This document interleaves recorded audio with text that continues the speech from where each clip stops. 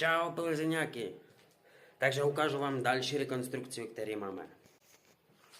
Takže můžeme vidět, tady všechno bylo ze dřeva, všechny tu ti zdí, jako v starých panelákách, které vyděleny z panelu. Tady byla taky nějaká komunikace, já nevím co, nějaký skříň velký. Tady bylo 2 kontejnery odpadu a dělá se rekonstrukce jenom kuchyň. Jakoby úplně kompletně. Sádrokartonní stropy uděláme.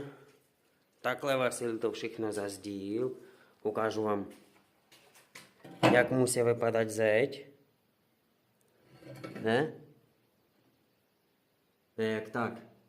Ne, ti blbečky, který dělají zdi, nekecají, že to nedá se udělat rovně. Takže tady vstup do koupelny. Trošku koupelnu rozšířili, protože byla hodně malá. Takže v dalším postupu určitě vám to natáčím. Když máte zájem na nějakou rekonstrukci, tak určitě můžete zavolat. A těšíme se na spolupráci.